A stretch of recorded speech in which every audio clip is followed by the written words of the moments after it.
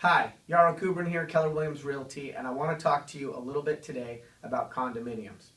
So, the benefit of condominiums is that you own the interior of that structure. You really technically only own the air.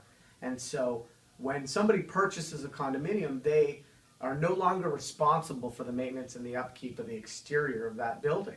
And for many people, that's very soothing. If they don't want to be responsible for the improvements and upkeep to a home, buying a condominium seems like a very good solution to that concern.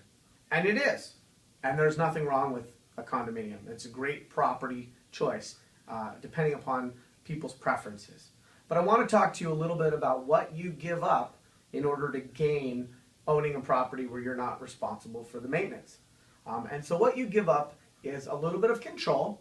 If you wanted to paint the outside of your house bubblegum pink, probably the HOA isn't going to allow that. If you wanted to upgrade to a 50-year shingle on your roof, that may not be something that you have the decision on. And so you give up a little bit of control. Now here's the deal with HOA fees. HOA fees are where you write a check every month and they're dealing with certain things. Maybe it's the maintenance of the parking lot, the mowing of the front lawn, and again, they're dealing with the exterior condition of the building. But an HOA fee is an important cost that needs to be looked at from a couple different angles. First is, again, I'm no tax expert, and I don't play one on TV, but it's my understanding that an HOA fee is not able to be deducted in the same way that the interest component on a mortgage can be deducted on a primary residence. So that cost still goes out every month, but it's not able to be deducted from your taxes in the same advantageous way that the interest portion of a mortgage payment can be. The second thing is an HOA is typically in this area anywhere between $250 and say $550 per month, okay? And what's really important is to understand what that looks like if you were to take $250 to $550 per month and tack that onto a mortgage.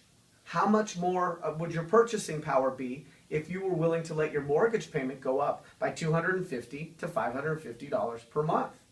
And so what that does is it expresses that as just a monthly carrying cost. And I think it's important to take that monthly carrying cost for an HOA, convert it into how much more mortgage you might be able to get, and look at what that does to your purchase price.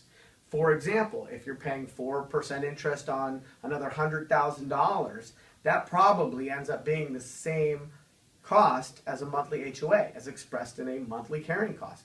And so it's important to understand that when you're purchasing a condominium with an HOA fee, you are decreasing your purchasing power in terms of your overall purchase price. And so it's important, I think, for people to understand that you can get the benefit of not having to worry about exterior maintenance, but you have drastically reduced your purchasing power because you've taken dollars that come out of your pocket every month and shifted them from the mortgage column over to an HOA column, but it's still, at the end of the day, it's still money coming out every month. So I like to sort of explore that with people when they're considering an HOA versus a single family residence.